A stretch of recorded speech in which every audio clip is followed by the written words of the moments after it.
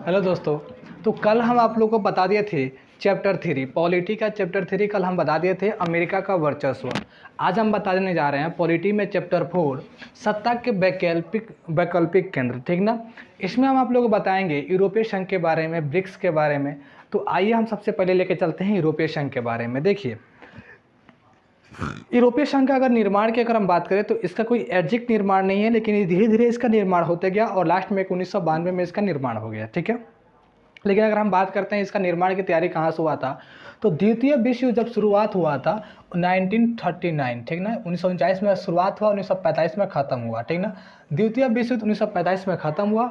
और द्वितीय विश्व युद्ध के बाद क्या हुआ था कि जो यूरोपीय संघ का कहने का यह मतलब है कि यूरोपीय देश, ठीक ना, अगर हम यूरोपीय देश की अगर हम बात करते हैं तो ये जितना भी देश आप लोग के कवर में आता है, ठीक ना, ये, ठीक ना, ये जो अंडरलाइन हम किए हुए हैं, ये जितने भी देश कवर में आते हैं ये सारे यूरोपीय देश है। ठीक ना। ये आपका वर्ल्ड मैप है और ये भी देश क्या है, यूरोपीय देश है। ठीक है। तो ये यूरोपीय संघ में आने वाले जो देश थे, ठीक ना, इनकी आर्थिक स्थिति बहुत ज़्यादा जो है कि गिर चुकी थी। द्वितीय विश्व युद्ध के कारण जो है कि इतना जो कि हानि हुआ था कि इनकी आर्थिक स्थिति जो है कि चरमरा गई थी, नीचे गिर गई थी। तो अमेरिका के राष्ट्रपति मार्शल ने मार्शल योजना के तहत इनका जो है कि सहायता किया। 1948 में उन्होंने जो है कि अब बात ये हुई थी कि यूरोपीय संघ जो कि अमेरिका के साथ मिलकर जो है कि सेकेंड वर्ल्ड वार लड़े थे और शीत युद्ध जो कि लड़ रहे थे। तो शीत युद्ध में मजबूत स्थिति बनाने के लिए अमेरिका के राष्ट्रपति मार्शल ने क्या किया था कि यूरोपीय संघ को, यूरोपीय देश को जो कि फिर मजबूत करने के लिए मार्शल योजना लाया। और मार्शल योजना में उन्हें कुछ पैसे देकर आर्थिक मदद करके जो कि उन्हें फिर से तैयार कर दिया। ठीक ना। यूरोपीय देशों को फिर से तैयार कर दिया। तो इसे मार्शल योजना के नाम से जाना जाता है। ठीक ना। द्वितीय विश्व युद्ध के बाद से यूरोपीय संघ की जो है आर्थिक स्थिति वो जो कि पूरा तरह से गिर चुकी थी। और अब यूरोप यही सोच रहा था कि हम किसी भी युद्ध में भाग नहीं लेंगे, ठीक ना। लेकिन फिर क्या हुआ कि अमेरिका के राष्ट्रपति मार्शल ने उसे क्या किया कि 1948 में उसे आर्थिक मदद देकर उसे फिर से आगे बढ़ाया और शीत युद्ध में जो है कि दोनों साथ में लड़े थे। तो ये मार्शल योजना के तहत इनकी मदद किया गया। अब देखिए, यूरोपीय संघ में यहाँ से जो है कि मार्शल योजना के तहत इन्हें निर्माण हो गया। अब इसके बाद से 1957 ईस्वी में 1957 में ईईसी का निर्माण किया गया। ईईसी का मतलब है कि यूरोप इकोनॉमिकल कम्युनिटी, ठीक ना। मतलब कि यूरोपीय इकोनॉमिकल कम्युनिटी मतलब कि यूरोप आर्थिक संघ, ठीक ना। इसमें क्या था कि यूरोप का जो आर्थिक व्यवस्था है, जो इसमें सिर्फ यूरोप के ही देश रहेंगे, ठीक है।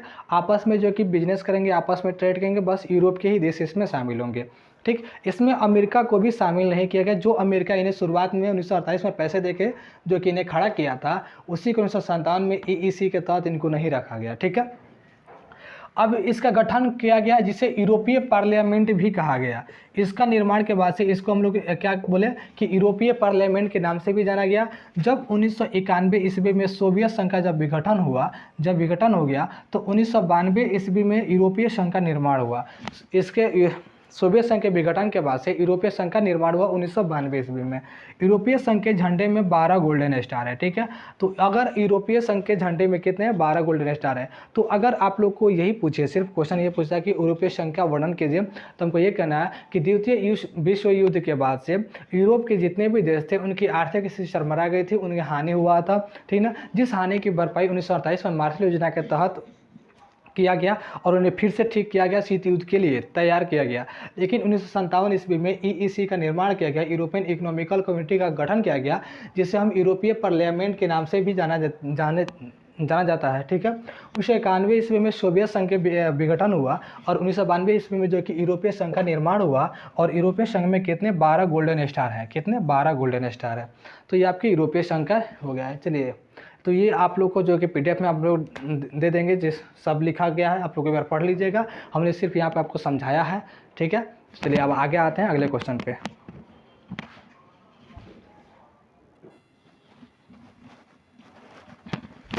देखिएगा, अब पॉलिटी में हमें 2-3 क्वेश्चन बहुत इंपॉर्टेंट आता है। ठीक है। एक क्वेश्चन जो आपके दो क्वेश्चन जो आपके सामने दिख रहे हैं, एक ब्रिक्स और एक आसियान। ठीक है। अगर हम ब्रिक्स की बात करते हैं तो ब्रिक्स दोनों एक अंतर्राष्ट्रीय संगठन है। ठीक ना। अगर ब्रिक्स की बात करते हैं तो इसमें 5 देश जो है कि इसमें जो कि 5 देश मिले हुए हैं। इसका जो अंग्रेजी नाम है ना, BRICS है। ठीक ना। तो ये सब अपने में एक देश के नाम, इसके सारे जो देश है 5 उसके नाम पे रखा गया है। बी से ब्राज़ील, आर से रसिया, आई से इंडिया, सी से चाइना, एस एच से साउथ अफ्रीका। ठीक ना, देखिएगा यह 5 देशों, ठीक ना, यह 5 देशों का समूह है, ब्राज़ील, रूस, भारत, चीन व दक्षिण अफ्रीका। ठीक ना, मतलब कि बी से ब्राज़ील, आर से रूस, आई से इंडिया, सी से चाइना, एस से दक्षिण अफ्रीका, ठीक है, का संगठन है। इसका नामकरण इसके अंग्रेजी नाम के पहले अक्षर से लिया गया है। ठीक ना, इसका उद्देश्य था देशों की आर्थिक मदद करना। इस ब्रिक्स का यह उद्देश्य था कि हम जो छोटे छोटे जो देश हैं या फिर अपने में जो देश है उसकी हम आर्थिक मदद करेंगे, ताकि आने वाले समय में विकसित देशों से मुकाबला किया जा सके। जो विकसित देश है जैसे कि ब्रिटेन है, आपका ये अमेरिका है, तो इससे जो है कि सामना किया जा सके। और ये भी बताया गया कि चीन 2025 तक विश्व का सबसे विकसित देश हो जाएगा। ठीक ना, जो चाइना है वो 2025 तक विश्व का सबसे विकसित देश हो जाएगा। तो ब्रिक्स में हमें क्या पढ़ना है? ब्रिक्स में पढ़ना है कि इसमें 5 देश ब्राज़ील, रसिया, इंडिया, चाइना और साउथ अफ्रीका थे। इन्होंने मिलकर एक अंतर्राष्ट्रीय संगठन बनाया था, जिसमें यह उद्देश्य था कि हमें देशों का जो कि आर्थिक मदद करना है, और ताकि आगे जाके हम विकसित देशों के जो कि मुकाबला कर सके। और चीन 2025 तक जो कि विश्व का सबसे विकसित देश हो जाएगा। दूसरा क्वेश्चन है आसियान। आसियान जो है कि समझिएगा, ये बहुत इंपॉर्टेंट क्वेश्चन है। जिस प्रकार आपने पहले पढ़ा कि यूरोपीय संघ का निर्माण किया गया था, उसी तरह यूरोपीय संघ को सफलता मिली, सेम उसी तरह दक्षिण पूर्वी एशिया में, ठीक ना, दक्षिण पूर्वी एशिया में इसका निर्माण किया गया। ठीक ना, कि राष्ट्रों का संगठन किया गया 8 अगस्त 1967 ईस्वी को। ठीक ना, 8 अगस्त 1967 ईस्वी को बैंकॉक में। ये बैंकॉक क्या है? तो बैंकॉक थाईलैंड की राजधानी है। कहाँ है? बैंकॉक क्या है? थाईलैंड की राजधानी है। में यह घोषणा किया गया, बैंकॉक में यह घोषणा किया गया कि जिसके अंतर्गत इस क्षेत्रीय संगठन की स्थापना की गई। ठीक है, शुरू में अगर हम बात करें तो शुरू में इसमें 5 देश थे, लेकिन अब इसमें देशों की संख्या 10 हो गई है, और आसियान का मुख्यालय थाईलैंड की राजधानी बैंकॉक में है। ठीक है, तो 2 क्वेश्चन आप लोग का यहाँ क्लियर हो गया, एक ब्रिक्स एक आसियान। ठीक है, तो आप लोग को यहाँ ध्यान देना है। चलिए, आप लोग को क्वेश्चन ये ऑब्जेक्टिव आएगा कि आसियान का स्थापना कब हुआ था? तो 8 अगस्त 1967 को, 8 अगस्त 1967 को इसका स्थापना हुआ था। इसमें कितने पहले देश थे? 5 था, कितना हो गया? 10। इसका मुख्यालय कहाँ है? तो इसका मुख्यालय थाईलैंड की राजधानी बैंकॉक में। ठीक है, चलिए, या तो इसका स्क्रीनशॉट कर लीजिए या फिर इसको नोट कर लीजिए। ठीक है, हम आगे सवाल पे आते हैं।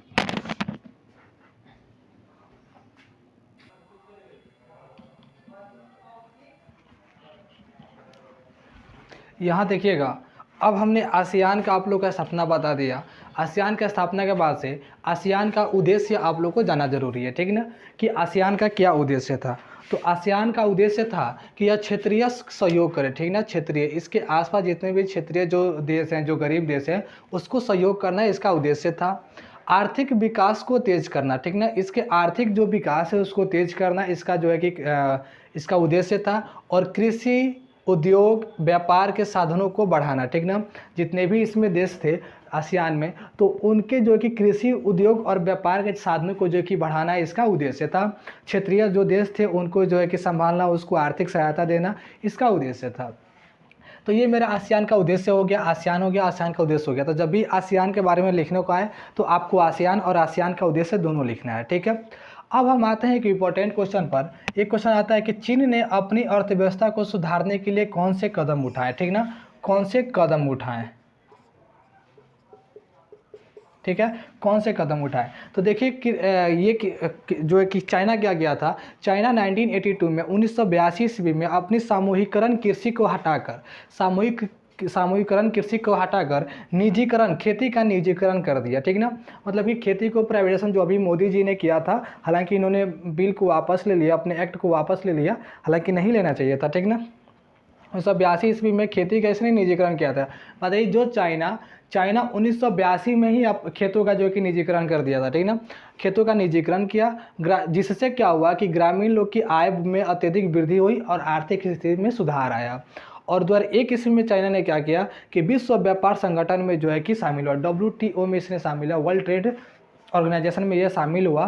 ठीक है, और संगठन में शामिल हुआ और उसने खुली अर्थव्यवस्था अपनाई। खुली अर्थव्यवस्था का मतलब कि अब हम कहीं भी जो है कि ट्रेड, कहीं भी बिजनेस कर सकते हैं, सारे देश के में बिजनेस कर सकते हैं। ठीक ना, तो ये व्यवस्था अपनाने के बाद इसका जो है कि अर्थव्यवस्था जो है कि सुधर गया, अर्थव्यवस्था बहुत इसकी वृद्धि कर गई। ठीक ना, अर्थव्यवस्था में सुधारने का एक ही उपाय था इसका कि इसने खेती का निजीकरण किया, जिससे ग्रामीण जो किसान थे उनकी आय में वृद्धि हुई, और जो कि चीन जो है कि विश्व व्यापार संगठन में शामिल हुआ, जिसके कारण जो है कि खुली अर्थव्यवस्था जो अपनाया, और इसका जो है कि व्यापार में इसका बहुत आगे गया। अब यहाँ देखिएगा लिखा है कि ब्रिक्स का 8वां सम्मेलन, ठीक ना, ब्रिक्स का 8वां सम्मेलन। अगर हम ब्रिक्स के 8वें सम्मेलन की बात करें तो वह 15 अक्टूबर 2016 ईस्वी को गोवा में हुआ था, ठीक ना। कहाँ पे? 15 अक्टूबर 2016 ईस्वी को गोवा में हुआ था ब्रिक्स का 8वां सम्मेलन, और उसमें आतंकवाद के मुद्दे पर बात किया गया था। आतंकवाद के मुद्दे पर बात किया गया था, और ये बात किया गया था कि सीरिया और इराक जैसे जो इस्लामिक कंट्री हैं उनकी गतिविधियों को रोका जाए, जो ISI है, ठीक ना, IS है, ठीक ना। तो सीरिया और इराक के गतिविधियों को रोका जाए पर रोक लगाने के लिए इस पर बात किया गया था, ठीक ना। और इसमें कहा गया था कि रेलवे कार्यालय, ठीक ना, कृषि और उद्योग को बढ़ावा दिया जाए, ठीक है, और सभी देश मिलकर अफगानिस्तान के मुद्दे पर चर्चा करें, ठीक ना, अफगानिस्तान के मुद्दे पर चर्चा करें। बताइए 2016 में ये बात कहा गया था कि अफगानिस्तान के मुद्दे पर चर्चा किया जाए, लेकिन अब जाके देखिए 2020 में जो कि अफगानिस्तान में तालिबान का शासन हो गया, कोई रोक नहीं पाया। तो ये था हमारा जो कि 3 इंपॉर्टेंट क्वेश्चन। दो और प्रश्न है जो कि हम इसका देखते हैं, उसके बाद से इस वीडियो का अंत हो जाएगा, ठीक है। तो आप लोग यहीं पे बने रहिए। देखिएगा, अब आपका एक क्वेश्चन और आता है कि यूरोपीय संघ के गठन होने के 2 कारण बताइए, ठीक ना। यूरोपीय संघ के गठन होने का 2 कारण बताइए। तो यूरोपीय संघ के गठित होने के 2 कारण निम्न हैं। पहला देखिए, ये तो लिखे हम आप लोगों को सिंपल में, लेकिन आप लोगों को लिखना होगा कि द्वितीय विश्व युद्ध के बाद यूरोपीय देशों की अर्थव्यवस्था ध्वस्त हो चुकी थी, जिससे ये आपसी संबंध मिलकर, ठीक है, जिससे आपसी सहयोग के साथ अपनी अर्थव्यवस्था को सुदृढ़ जो कि बनाना चाहते थे, बहुत अच्छा तरीका से फिर से उसे बनाना चाहते थे, ठीक ना। तो ये पहला कारण क्या था? यूरोपीय संघ का गठित होने का यह कारण था कि जो इनके शीत युद्ध के कारण जो इनका जो है कि आर्थिक व्यवस्था जो कि गिर चुका था, ये आपस में फिर मिलकर आपसी सहयोग के कारण ये अपनी अर्थव्यवस्था को सही करना चाहते थे। पहला कारण ये था। दूसरा कारण कि शीत युद्ध का जो माहौल था, उस माहौल में ये आपसी समानता रखना चाहते थे। जो भी यूरोपीय संघ के जो देश थे, ये सारे एक सोच, एक विचार रखना चाहते थे शीत युद्ध के दौरान। तो जिसके कारण जो कि यूरोपीय संघ के गठित होने का कारण बताया जाता है। दूसरा क्वेश्चन है पंचशील संधि के 5 सिद्धांत के बारे में लिखना। तो आप लोगों को बता दें बाबू कि पंचशील सिद्धांत जो है, पंचशील एक समझौता है, ठीक ना।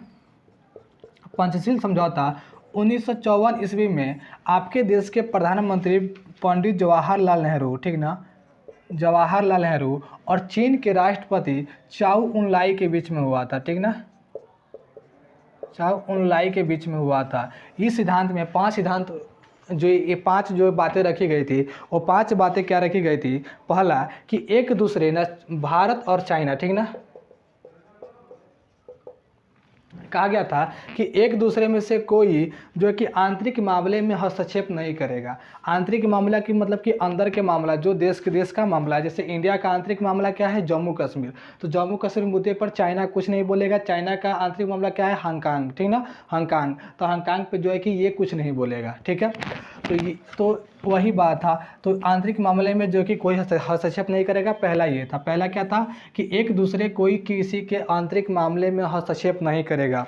दूसरा था कि शांतिपूर्ण नीति बनाना, ठीक है। दूसरा क्या था? शांतिपूर्ण नीति, शांतिपूर्ण नीति कि दोनों शांतिपूर्ण नीति बना के रहेंगे। तीसरा था एक दूसरे पर आक्रमण न करना। तीसरा क्या था? एक दूसरे पर आक्रमण न करना, आक्रमण न करना, एक दूसरे पर आक्रमण न करना।